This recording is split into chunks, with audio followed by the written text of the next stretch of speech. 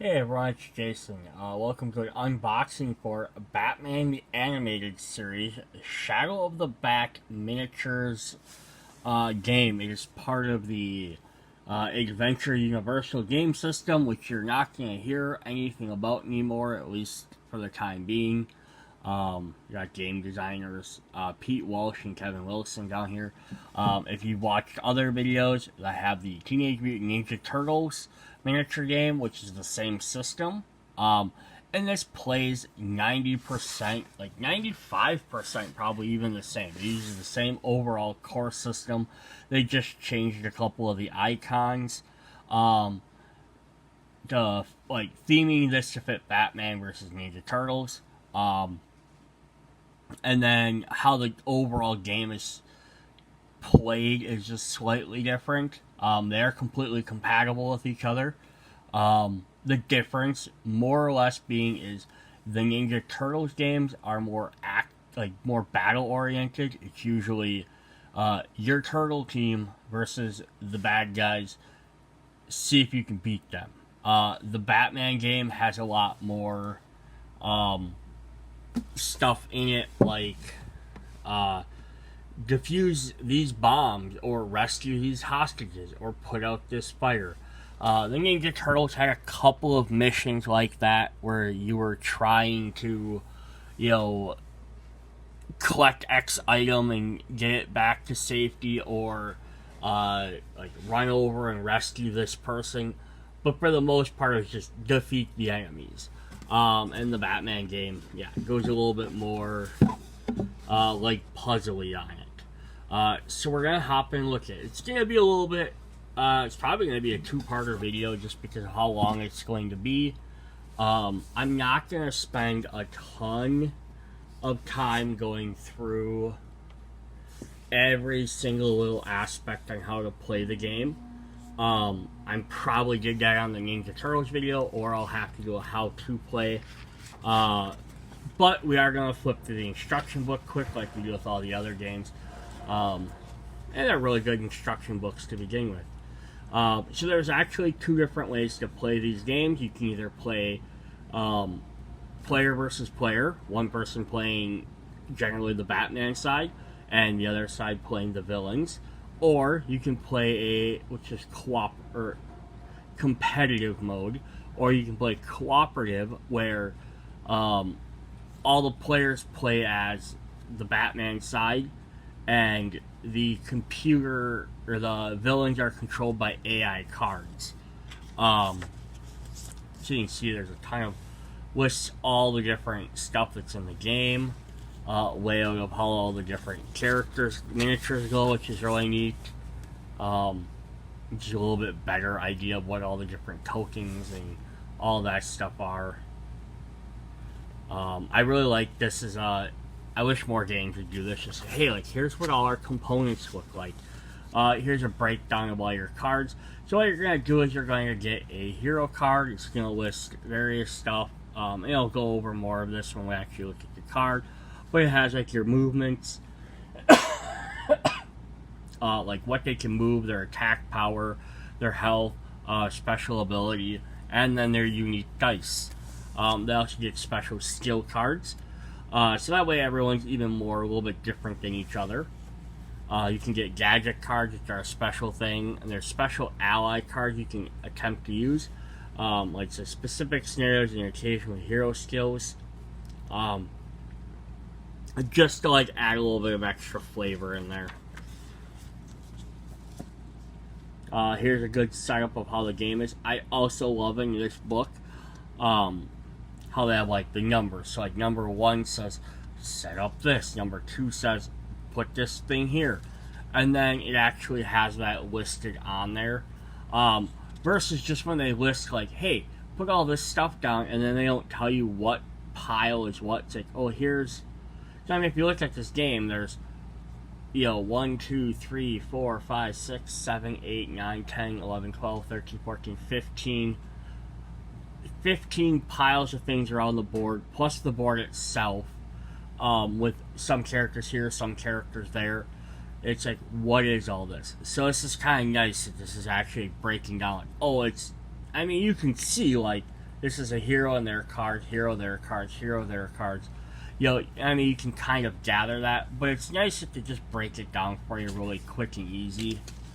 So then there's different setups, whether you're playing competitive mode versus cooperative. So all the characters. I'm sorry about my coughing here. So your characters are going to tell you like when you play a scenario, you're gonna have a little map booklet. It's gonna tell you what characters to have out, where they start. It's gonna tell you what cards to use, all this type of stuff. But what the villain does then is they get their various character cards out, and they have one side on their character card that's for if they're playing as, and you flip it over to the AI side, so it just shares one card. But the villains also get special cards to use. But they work a little bit differently than the heroes. The heroes, you select X numbers at the beginning of each round.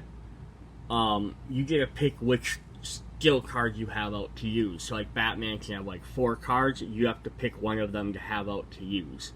So each round you play, when you start up a new round and everyone gets to take a turn, you gotta kind of change on the fly what you need to do. So the villains, on the other hand, they'll get like a deck of cards and they can play them. And it's going to tell them which characters they get to activate and who do they get to do stuff with.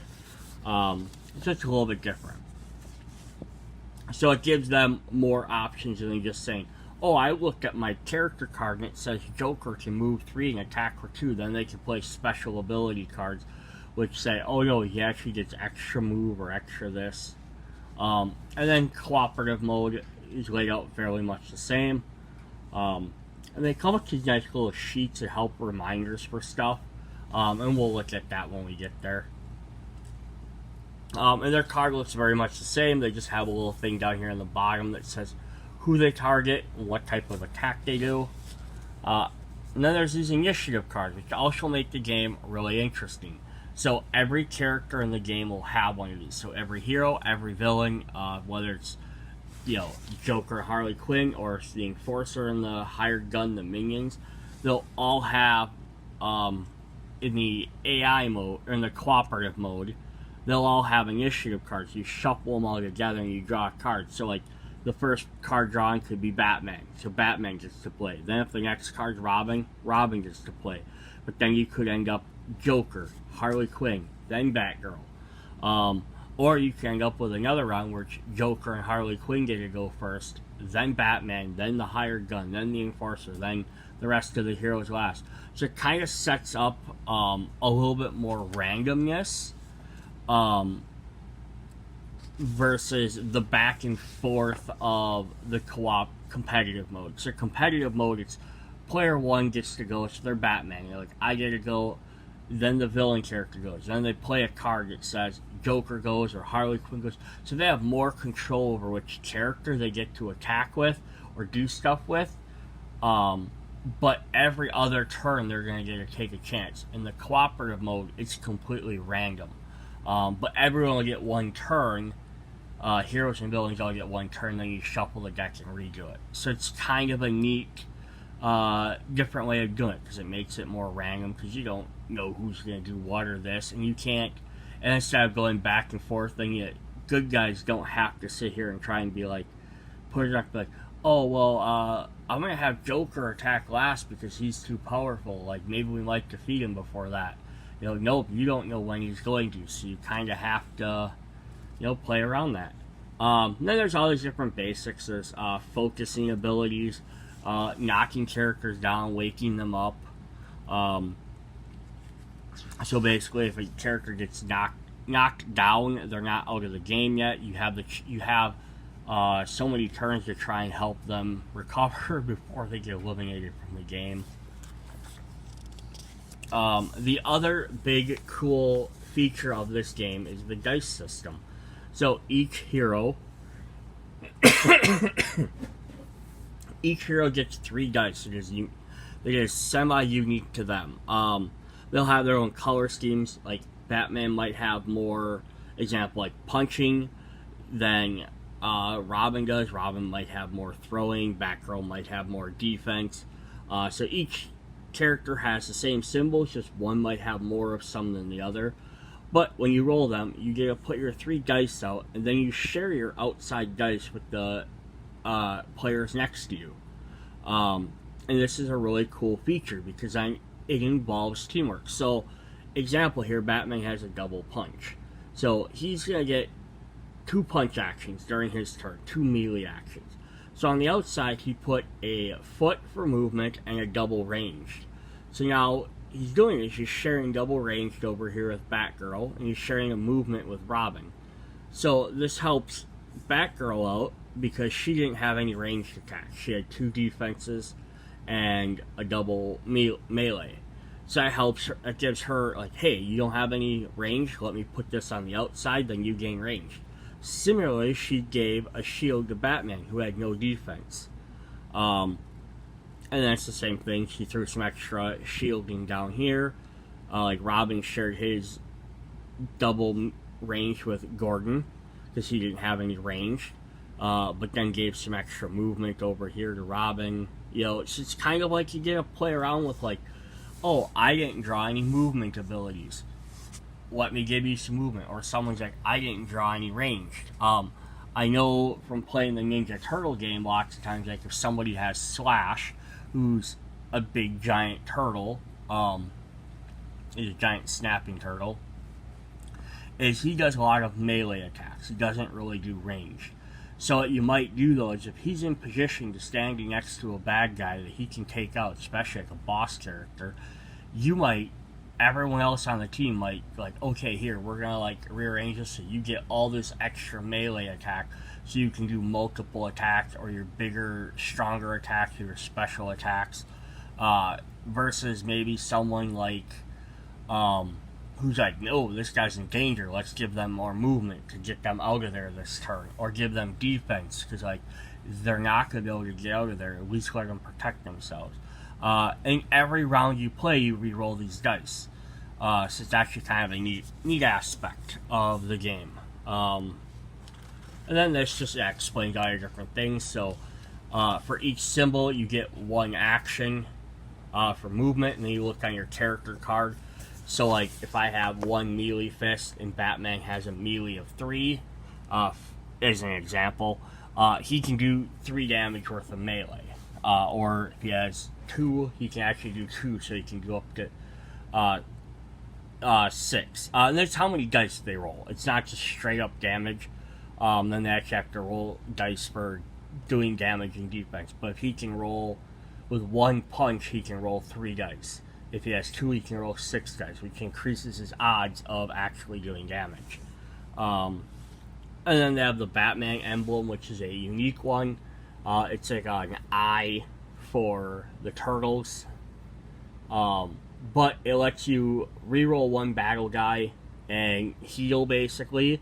You can regain 1 focus, which is used a lot of times for either doing actions like unlocking doors or computers or things like that, or for some of your special ability cards.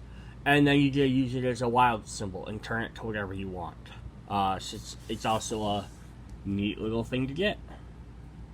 And then there's also these gadget cards. The gadget cards are brand new to the Batman series. They didn't have these in the Ninja Turtles, so some characters have the ability of swapping out one of their skill cards for up to 4 gadgets. So it says right here, Batman has a skill of 4 on his character sheet. Therefore, Batman can bring 4 skill cards or 3 of his specialty skill cards, and he can bring 4 different gadgets. It just gives you a little bit more variety. They're not generally going to be as powerful as the skill cards, or they're going to have a lot more specific uses, like avoiding gas, or pulling someone away, or just a straight heat, like 1 point of healing. But they do give you some good variety, which is kind of neat. So this page just talks about movement, because there's different, so you're playing on these grid-based maps, and the movement is going to be, moving around, you have different obstacles you can go over, buildings you can jump off of, various things there. Terrain, you can crouch, you can hide behind stuff. And the Batman game adds a bunch. Turtles game has it too. The Batman has a bunch of tokens.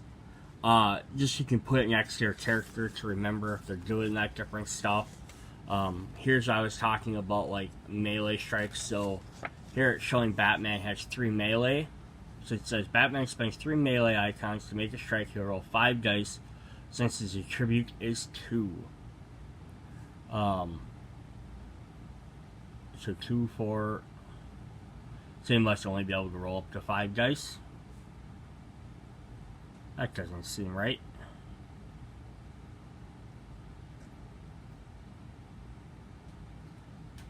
Well, whatever. But yeah, so for each one single thing he hits, it counts as 1 hit, 2 hits, and then the Batman does as a block. So if he rolled this set of 5 dice, he would be doing 1, 2, 3, 4, 5, 6, 7 damage. And then the enemies would either get, depending on if you're cooperative or competitive mode, they either have built-in defense, just automatically ignore the damage, or they get so much they get to roll dice. Range strikes are kind of neat too. So they work the same way. You have to roll dice and do stuff, but they decrease the farther they go. So like if you're attacking up to so many spaces away, after 2 spaces, I think it's after 2 spaces, your damage goes down by 1 for every other space you go. So it's like you can throw something a couple of spaces, great. But if you're trying to throw something halfway across the map, or shoot someone from halfway across the map, basically your damage is going to be less because they could dodge it easier, or it might not hit right where you want, stuff like that.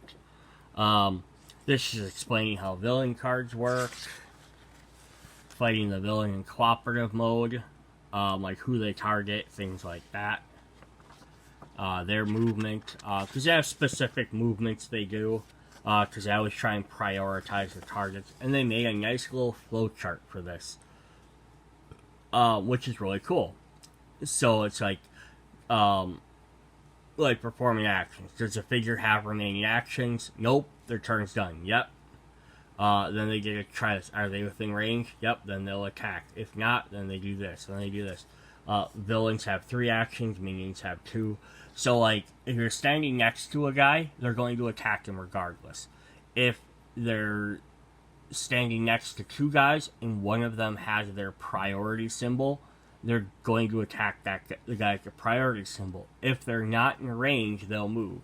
Another thing the Batman game actually adds that the Turtles game doesn't have is whether someone is unaware or not. And free fall. You have stuff where people falling off of really tall buildings. So they need to be saved or they're going to get KO'd. Or they have unaware. So in this game, if you have a bunch of henchmen and nobody can see anybody, they can't see a hero because the heroes are hiding, they don't move. They don't do anything. In the Turtles game, though, they're going to always move.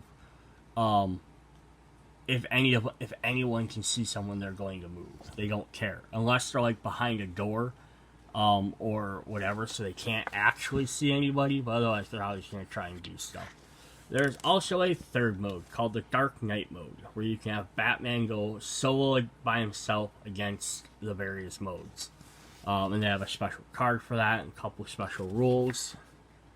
Here's just some more pictures of line of sight to whether or not you can actually target people. And then a glossary for all the different types of terrains. So like things with yellow or slow terrain, so it costs additional movements to get over them. So you can imagine Batman trying to hop over a car. It's going to take a little extra effort. Rough terrain is stuff that they can't just hop over. They have to like climb up onto or take a turn, so they get up on it. They have to stop for a turn, and then they can spend more movement to get off of it. blocking terrain, things you can't go through. There's elevated terrain, which are the blue ones, which are either like crates or barrels or tops of roof of buildings.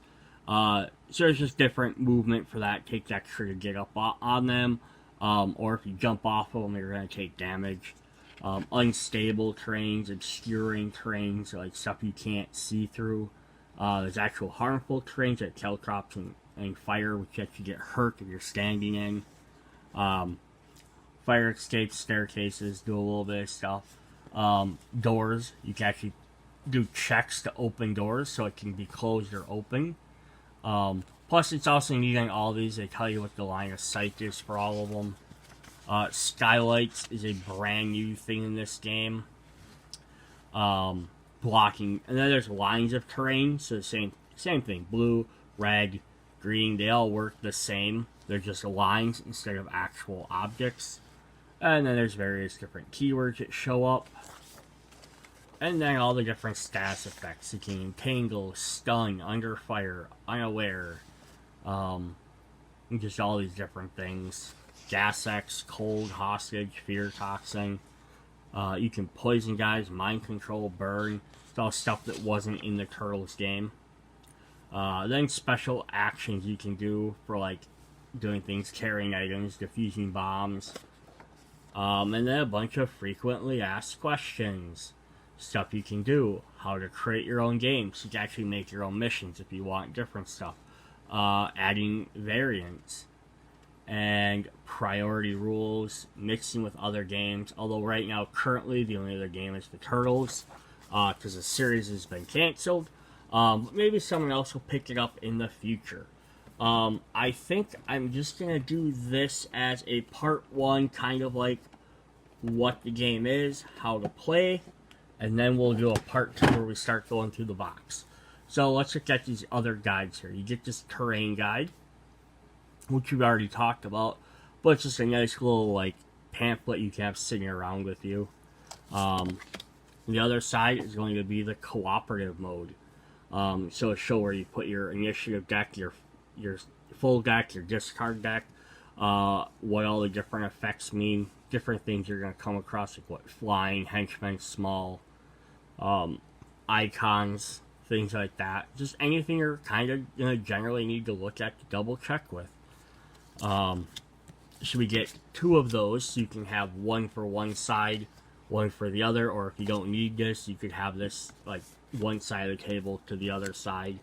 And then the other one we're going to get is the game reference sheet, which has take cover, crouch, leap, how much it costs, how it works, what all the different status tokens do, skill card icons, what they mean, the attribute icons, so move, attack, skill, life, focus, all those things, action dice, what their symbols mean and do, basically how attacking and defending work, waking up, like just all that really quick information so you don't have to keep jumping back into the book.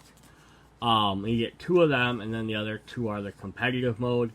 And again, it's just like, here's your deck, here's your discard, here's where you get to play 4 cards for your bad guys. Just to kind of help keep stuff a little bit condensed. And that's really cool that they include all of that stuff. So I think the only other thing that's kind of set-up-y is the round tracker. So if you need a round tracker to keep track of how many rounds, up to 8. And then there would be a scenario book, which I'm not going to jump in too much into all of these, so there's 2 of them. Episodes 1 through 5 and 6 through 12. They basically just explain how to set up the game. So it's like episode 1 is On Leather Wings, a little bit of backstory. If you're playing competitive, how you win. Cooperative, how you win. Scenario rules, so if this has special rules. Rules references like bottomless, slow, and special action, doors. And then the actual victory. So if you win, this is what happens. If you lose, this is what happens. And if you're going to play this in a campaign or some of the multi-part stories, sometimes these will be like, if you win, you get this bonus for next time. If you lose, the villain gets a bonus. Then it shows you the map. It's going to tell you which boards to use. So 6B and A1. You're going to put them next to each other. It's going to show you any like tokens to place, villains. Like here you play various henchmen. You're going to put out this these icons for A and B. And then like all these stars are where you can put all your heroes, and it's going to show that. So competitive versus cooperative setup, 4 heroes, Man-Bat Enforcers, Hired Gun, just the initiative cards. Or if you're playing as a villain, you have 2 focus and 5 hands. You're going to play with Man-Bat Enforcers, Hired Guns. They're red and blue decks. Recommended heroes. So it's saying place Batman, Robin, Batgirl, and Jim Gordon with these specific abilities. But again, you are free to do whatever you want. Board setup, put 2 clues and 1 closed door. So there's your 2 clues, your closed door.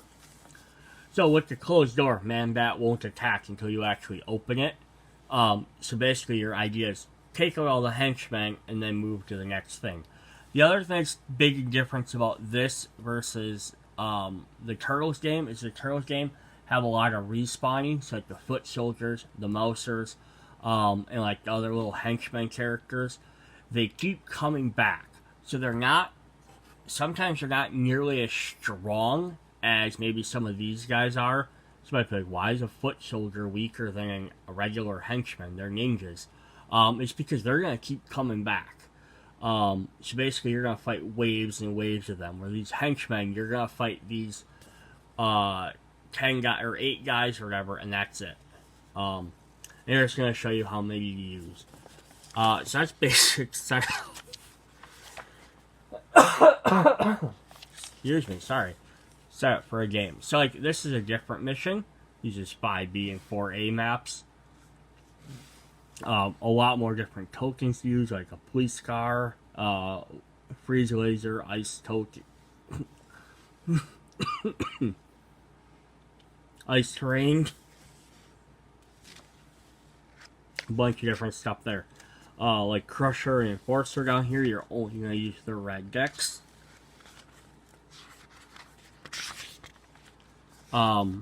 This one here has a lot more rules to it. Just a bunch of stuff. And they also get rid of the part where it suggests what heroes to use. That is more because that first mission is like a scenario mission. But yeah, there's all these different stories from the Batman universe. So it's going to be On Leather Wings, Cats and Claw, Heart of Ice, which has 3 parts, Joker's Favor, and Nothing to Fear. And then these episodes, and they are continued more in the expansion sets. So we have Two-Face, What is Reality, Blind as a Bat, and then it has some arcade battles, which are kind of just like little one-offs. Dropping the Uninvited, Break the Bank, Take the Skies, and One Bad Day. They're all still based off of episodes.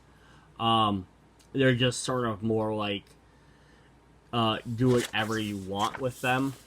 They're not as strict. So if we look at One Bad Day here, here's all the different rules. It's going to set up everything the same way. She has some bombs attached and this and that. But it's going to say pick whatever leader you want. So like, oh, do you want to use Joker? Who is like the main one of the game, or are you going to use somebody else? See, recommended villain, use the Joker. But you can kind of do what you want. But it also doesn't have that red star on here. So my guess is that red star has a special rule in here on what happens with them. Yeah, so it's somewhere in here. Oh yeah, the bystander falls into chemicals. Starting at strong, replace the bystander figure with the lead villain. The villain is not affected by harmful terrain. That's kind of cool. Alright, so check in part 2 where we actually start going through the rest of the components. See you guys later. Bye.